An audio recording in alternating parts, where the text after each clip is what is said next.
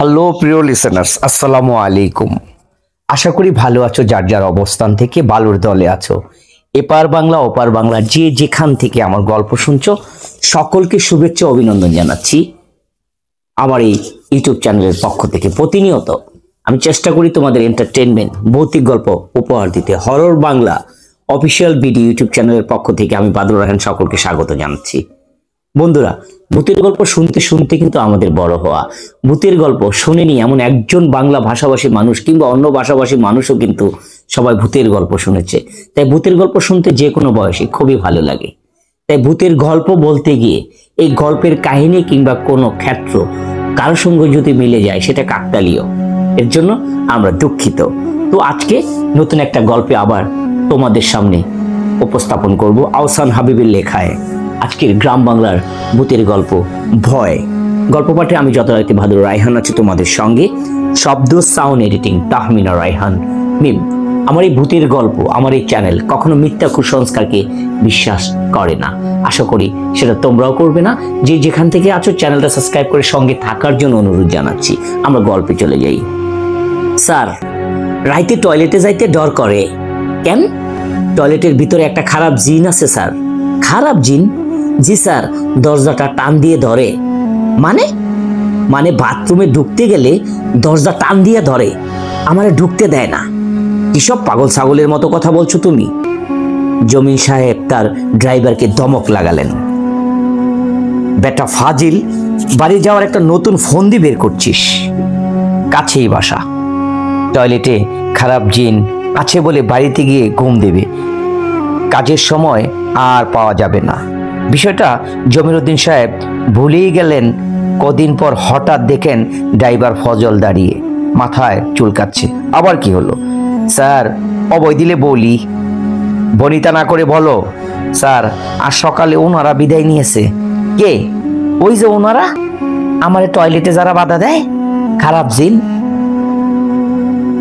ফজল জিভ কামড়ে দেয়। হঠাৎ সে বুঝাতে চাচ্ছে খারাপ জিন বলা ঠিক নয় স্যার, উনি বলেছে এখানে আপনাদের টয়লেটে স্থান নিয়েছে, একটু স্যার সাবধানে থাকবেন, ভয়ডর পেতে পারেন, তাই বললাম আর কি।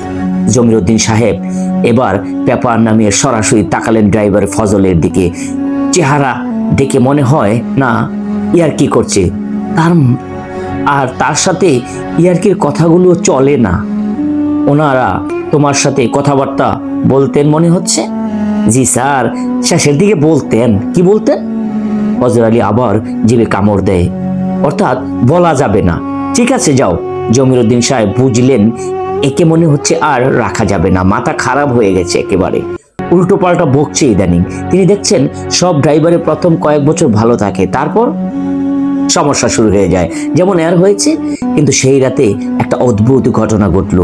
রাত 2টার দিকে বাথরুমে যাওয়ার জন্য তিনি বিছানা থেকে নামলেন। বেশ কদিন ধরে একা একা আছেন।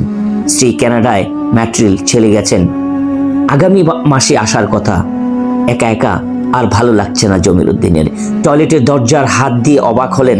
অসম্ভব ঠান্ডা একটা দরজা, যেন ফ্রিজের ভিতরে হাত দিয়েছেন। বাথরুমের লাইটটা সুইচ, ভিতর থেকে দরজা খুলে বাম দিকে হাত দিয়ে দিলেন সুইচে। দরজা ঠেলা দিতেই মনে হলো কে যেন ভিতর থেকে ঠেলে রেখেছে, দরজাটা খুলতে দিচ্ছে না। ড্রাইভার ফজলের কথা মনে পড়ে গেল তারপরেও জোরে ধাক্কা দিয়ে ঢুকলেন, লাইট জ্বালালেন।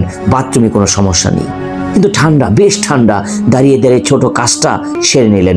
যদিও তিনি দাঁড়িয়ে এই কাজ করার পক্ষপাতিত্ব নয়, তারপরেও সমস্যার কারণে হাই কমোডে বসতে অসুবিধা হচ্ছে। তাছাড়া দাঁড়িয়ে করলে শরীরে অ্যালবুমিন সরাসরি বের হয়ে যায় শরীর থেকে, এটা খারাপ। তিনি ফ্লাশ করেছেন, হর করে পানি বের হলো। তখন তার মনে হলো ঢাকা শহরে এত পানির ক্রাইসিস, হাই কমোড উঠিয়ে দেওয়া উচিত। হাই কমোড একেবারে ফ্লাশে প্রচুর পানি বের হয়ে গেল। তখন তিনি টের পেলেন ঠিক তার পাশে কেউ একজন দাঁড়িয়ে, কিন্তু শূন্য বাথরুমে। আর তখনই তিনি দেখলেন তার পায়ের কাছে এক জোড়া সাপ, পানি ভেজা এক জোড়া পায়ের সাপ। একটু আগে কেউ যেন হেঁটে গেছে, কেউ একটু আগে দাঁড়িয়েছিল এখানে, এখন নেই। তিনি ছাপটা খেয়াল করলেন, সাধারণ মানুষের মতো পা, কিন্তু সবগুলো আঙুল সমান। তার গাড়ির কাছে একটা শিশির অনুভূতি হলো। তিনি কি ভয় পাচ্ছেন? তিনি ঘুরে দাঁড়ালেন বাথরুম থেকে বের হওয়ার জন্য। তখনই তিনি ভয় পেলেন, সত্যিকারের ভয় পেলেন। বাথরুমে আয়নার সামনে একটা মুখ, হাসি হাসি মুখ তার দিকে তাকিয়ে আছে, কিন্তু আয়নার সামনে কেউ নেই। নিচে একজোড়া পায়ের ছাপ, যার পায়ের আঙুলগুলো সব সমান।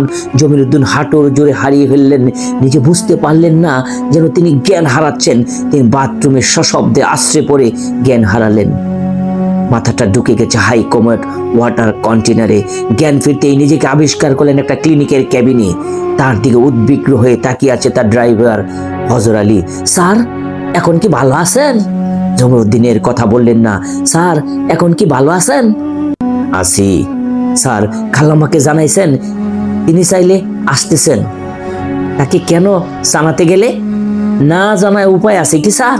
এত বড় ঘটনা। জমিরুদ্দিন চুপ করে থাকেন। কিন্তু স্যার, একটা সমস্যা হয়েছে। কি? স্যার, ওনারা তো কেবিনের টয়লেটে চলে আসছেন। ফজলের চোখে স্পষ্ট ভয়। সেই ভয় জমিরুদ্দিন সাহেবকে স্পর্শ করলো। তারা আসলে কি চায়? তারা স্যার, ফজল এদিক ওদিক তাকায়, তারপর ফিস ফিস করে বলে, তারা স্যার আপনারে পছন্দ করেছে, আপনারে চায়, আপনার তাদের দলে নিতে চায়। তারা তোমাকে নেয়নি কেন? আমার টয়লেটে স্যার আয়না ছিল না। আয়না ছাড়া ওনারা আসতে পারে না। ওনারা কারা? স্যার, ওনারা আপনাকে জানাবেন ওনারা কারা। এ সময় নাচ ঢুকে যায়। আপনি ওনার সাথে এত কথা বলছেন কেন? জানেন না ওনার সাথে বেশি কথা বলা নিষেধ? যান যান, ভিজিটিং আমার শেষ। আমি ওনার ড্রাইভার। যাই হোক, কথা কম বলেন। নার্স অতস্ত হাতে একটা ইনজেকশন পুশ করে চলে গেলেন। জমিরুদ্দিন সাহেব বাসায় আসলেন 3 দিন পর। ততদিন স্ত্রী চলে এসেছেন ম্যাট্রিল থেকে। কিভাবে কি হলো বলতে পারছে না। ফজলের মুখ থেকে শুনতে হবে কেন? তোমায় বলতে অসুবিধা আছে? না, তা নেই। আচ্ছা, আরেকটা ব্যাপার, বাথরুমের আয়নাটা কই? ইতস্ত করে জমিরুদ্দিন সাহেব, ওটা ফজল খুলে ফেলেছে। ফজল খুলে ফেলেছে মানে? আমি ওকে খুলতে বলেছি। কেন? অসুবিধা আছে একটু, তোমাকে পরে বলছি। কেন? এখন বলতে সমস্যাটা কোথায়? না, সমস্যা কিছু নেই। মনে হয়েছিল পুরো বিষয়টা খুলে বলতে পারবেন না জমিরুদ্দিন। অত্যন্ত বিরক্তি নিয়ে পুরো ঘটনাকে শোনালেন তিনি। তারপর দুটো কাজ করলেন। ড্রাইভার ফজলকে বিদায় দিলেন। তারপর বাথরুমে নতুন আয়না লাগালেন। তুমি আমার বাথরুমে যাওয়া বন্ধ করতে চাও মনে হচ্ছে?